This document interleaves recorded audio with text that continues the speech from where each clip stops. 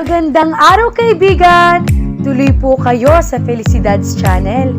Sa mga kwento ng buhay at pag-ibig na hinalukay sa natatagong baul ni Felicidad. Pero bago po tayo magpatuloy, huwag niyo pong kalilimutan na i-like ang video, i-subscribe ang channel, at i-click ang notification bell para lagi kayong updated sa mga parating pa na upload.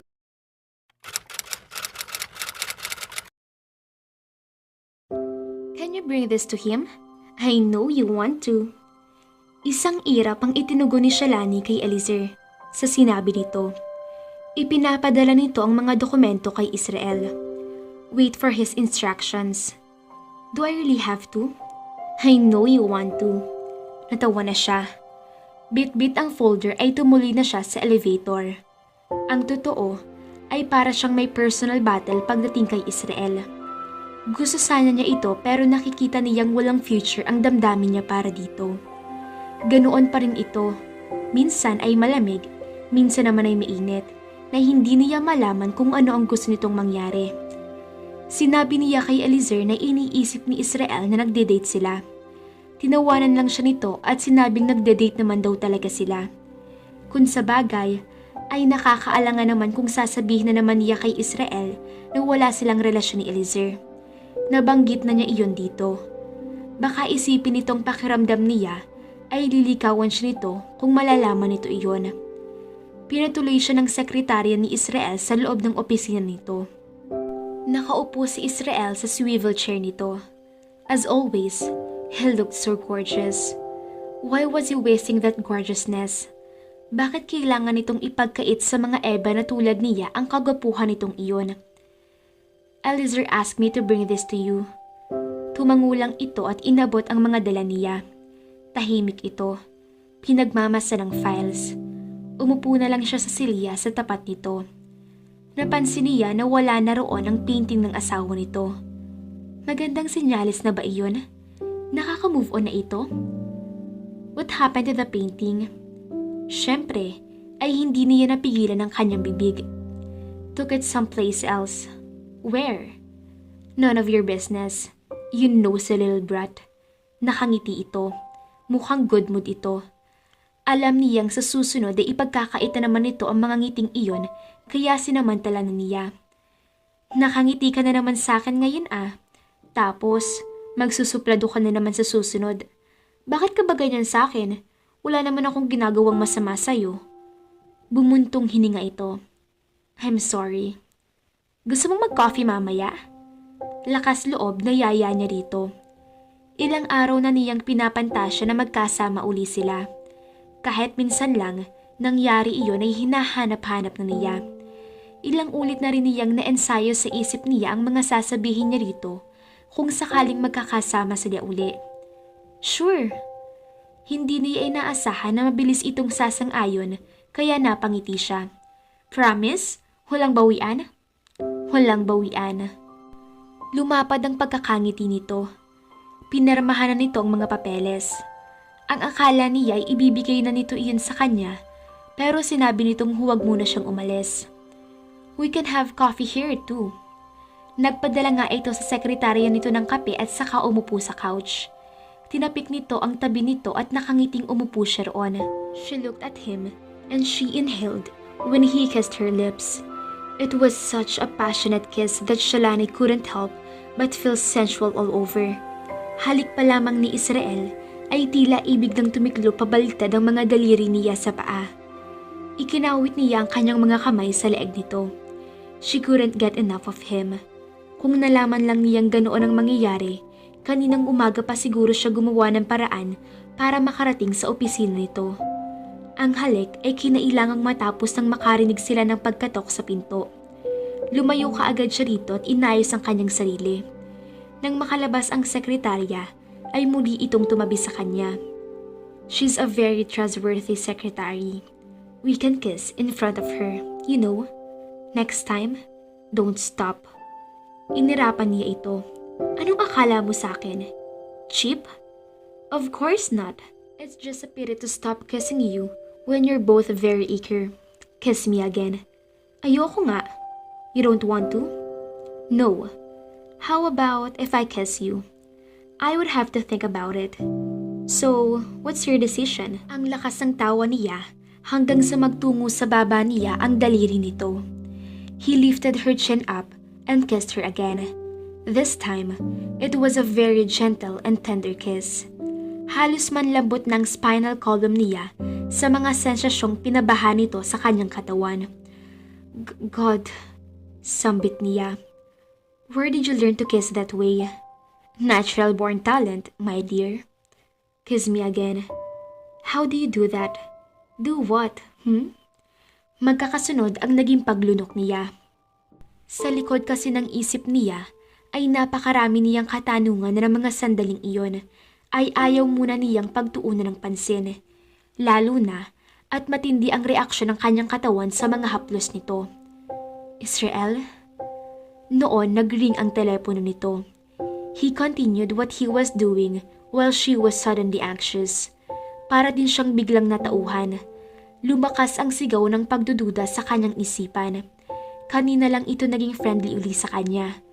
Paano kung may mangyari at maging suplado na naman ito at umaktong tila walang nangyari? Hindi ba parang masyado siyang agrabyado roon?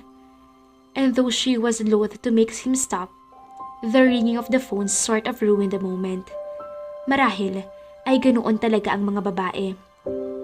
You better answer that. I hate phones. Napahagikik siyang bigla. Tumayo nga ito. Bumuntong hininga, saka sinagot ang tawag. Inayos na niya ang kanyang sarili. She wanted to be made love, but she wanted it to be something she would never regret. Ayaw niyang mayroong mga maiiwang tanong sa isip niya. Ayaw rin niyang labis siyang mag-isip tungkol doon. There was a time for that, and it was not now. Nang matapos itong makipag-usap ay nakaayos na siya. The moment's gone. Fly out the window. Ngumiti ito. Oh, well, I see. See you later. Okay? Okay. Don't think of me too much. Itinirik niya ang mga mata. That requires superhuman powers. Tatawa-tawang pinisil nito ang baba niya. Naughty girl. Tinalikuran na niya ito. Muli niya itong sinulya pa nang nasa pinto na siya. Saka matamis na ngumiti rito. May hinala siyang hindi na ito muli pang magsusuplado. Maybe tonight would change their relationship forever. Maybe he would tell her he couldn't control his feelings any longer. Of something to that effect. Kung wala itong anumang balak sa kanya, ay bakit hindi na lamang ito tuluyang nagsuplado? Bakit kanina ay tila hindi na nito naawat ang sarili nito nang hagkan siya nito? A feeling as strong as that was not something that could be ignored for long.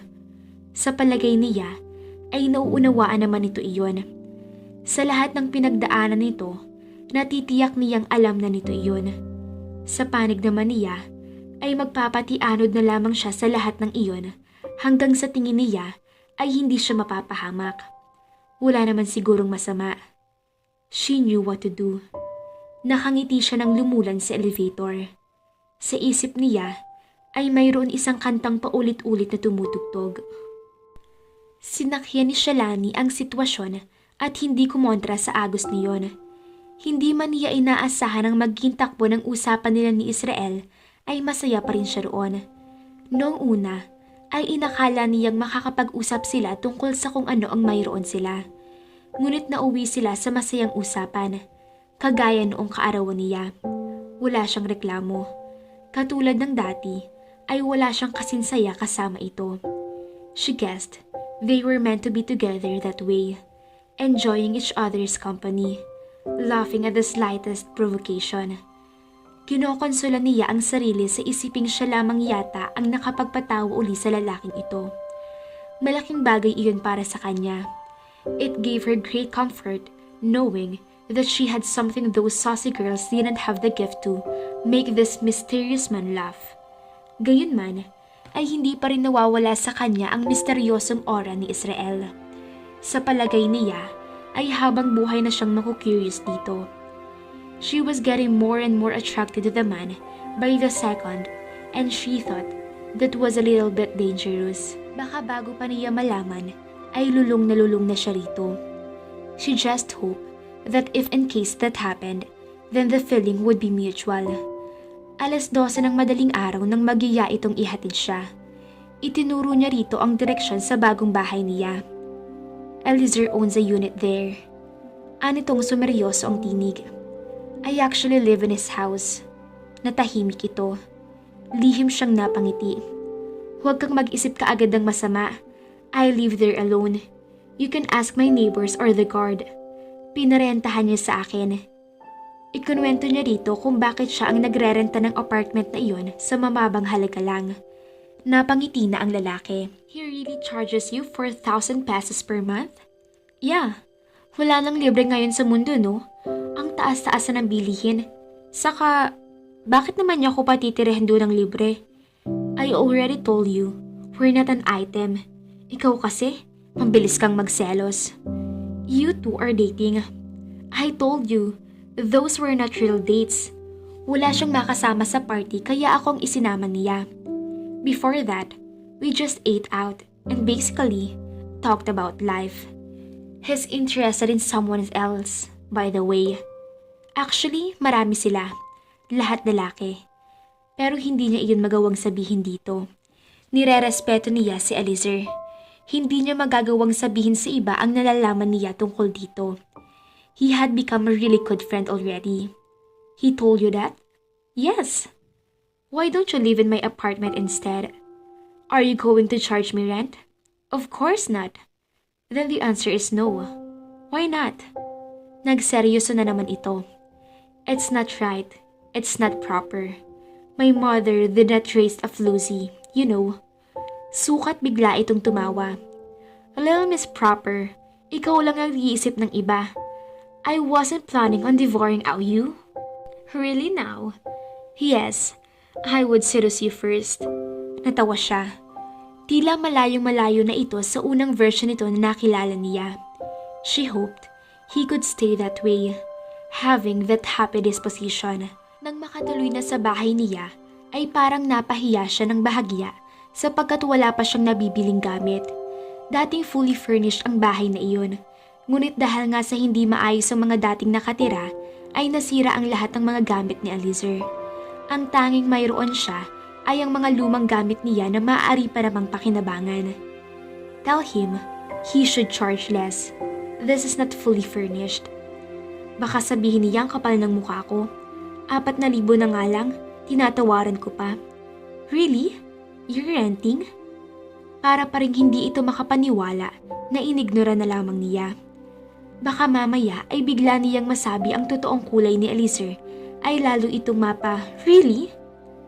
Would you like anything to drink? Mayabang na ako ngayon kasi may laman na ang ref ko. I just came here to kiss you. You're brutally frank, you know. I was just kidding. Ayan kasi, ngayon ka lang nagbiro kaya iniisip kong seryoso ka pa rin. Nagkatawanan sila. She made them some coffee. Nasa sala lang sila. Nagkukwentuhan. Parang wala nang katapusan ang lahat ng maaari nilang pag-usapan. She asked mostly about his musical career. Ang sabi nito ay namimiss na rin ito minsan ang pagtugtog sa entablado. Pero sa ngayon ay wala raw itong balak na ipagpatuloy iyon. Sa pag-eensayo pa lang daw ay ilang buwan na ang kailangan nitong ilaan at kailangan nitong manatili sa New York sapagkat iyon daw ang home base sa mga artists na kasama nito sa trabaho. Why not do a solo concert? Yung ikaw lang talaga. Tumawa ito. Most of my songs are performed with singers. Then be different. I'll think about it. Do you play the guitar or just the piano? I know how to play a few musical instruments like the guitar, the drums, accordion. I also do a little sax. Napasipol siya. Talented ito. Ang sarap ma-in-love dito. Why the hell was he still single again? Bakit parang siya lamang ang babaeng nakaisip na lapitan ito? Sadya bang ganoon ito kasuplado? O sadya lamang siyang nagtataglay ng ganoong kalakas na loob at kapal ng mukha? I have a guitar here. Regalo lang sa akin kaya hindi ko ma-dispose. Hindi naman ako marunong tumugtog. Hindi ko nga alam kung bakit binigyan ako ng gitara. Galing pa raw itong Baguio. Iniabot niya iyon dito. Minsan lang niyang ginamit iyon At wala pang ilang minuto ay naitanong kaagad niya sa sarili kung bakit may hawak siyang gitara. Who gave you this? Kapitbahay ko noon. Gusto yatang manligaw, pero napetisyon na bago pa makaporma sa akin ng husto. Humagikhik siya. I bet a lot of men want to court you. Well, I only want one to be my boyfriend. You're moving too fast, honey. Inirapan niya ito. Sino naman ang nagsabi sa iyong ikaw yon? My God is telling me. Nagkatawanan sila. Hindi niya maunawaan kung bakit parang ibig niyang yakapin ito. Ibig niyang manatili sa mga bisig nito. Ibig niyang ibaon ang kanyang mukha sa dibdib nito. Ang sabihin ditong hangang-hanga siya rito. Itanong kung kahit paano ba ay humahanga rin ito sa kanya. Kahit noon kay Carlos ay hindi niya naramdaman iyon. Na-develop lang siya sa lalaking iyon. Ito rin ang unang nagpakita ng pagtingin sa kanya. Kaya sa isang banda, ang lahat ng nangyayari ngayon ay bago sa kanya. At masaya siya sa bagong karanasan na iyon. It felt light. It felt easy. Though irritating sometimes. Ngunit gaya ng naisip niya kanina, ang hinala niya ay wala na silang magiging episode kung saan bigla na lamang itong manlalamig sa kanya. Wouldn't it be only fitting and perfect if they ended up together? They were both broken before. Maybe they could make something great together. You're smiling. Kinikilig ka na naman. Aniya rito. He laughed. Hindi siguro siya magsasawang tingnan ito kapag tumatawa ito. Bahagyang nagiging mas asul ang mga mata nito kapag ganoon. It seemed that the color of his eyes changed with his mood. She did not know that was possible. Play me a song. Come on. Okay, what do you want to hear? Impress me. He did. Itinono nito ang gitara. Pagkatapos ay nakatingin lamang ito sa kanya nang magsimula itong tumipa. Walang tingin-tingin sa gitara ay nagsimula ng intro ng isang awiting nagustuhan din niya noon at paulit-ulit niyang pinakikinggan noong naghiwalay sila ni Carlos kahit hindi ganoong konektado ang awitin sa nangyari sa kanila. Landslide, na version ni Billy Corgan. Na mga sandaling iyon ay hindi niya maalala ang mga naramdaman niya noon na mga sama ng loob. Ang tanging nadarama niya ngayon ay ang pagka-amaze sa pagtingin sa mga kamay ni Israel. Naitanong niya sa sarili kung paano sa laki ng mga daliri nito ay nagagawang gumalaw ng ganoon kabilis sa maliit na kwerdas. Sing! Come on! Mahinang udyok nito. She did.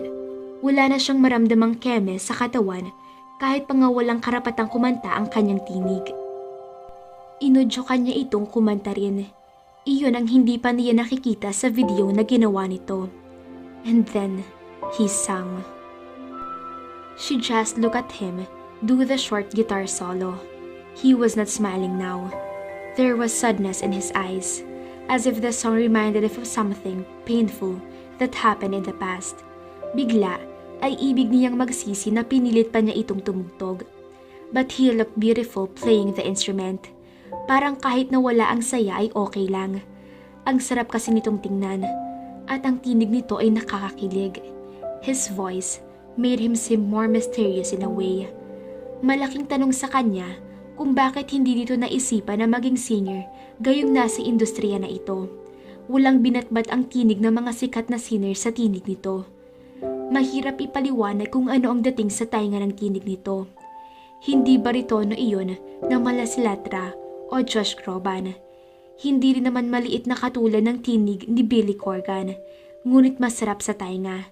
May espesyal na kaliti iyon sa tainga. It was as if he could do ballads and rock and roll at the same time. Muli, ay tila nakuha ng kalungkutan nito ang kanyang atensyon. Even his melancholy was beautiful to look at, in the artistic aspect only of course. Was there anything about the man that was not attractive? Tuloy lang ito sa pag-awit. He looked at her. Hindi niya pinigilan ang kanyang sariling haplusin ang pisngi nito. You look sad, and I know I'm supposed to say something proper about it, but I can't find anything to say. But you're beautiful. You really are.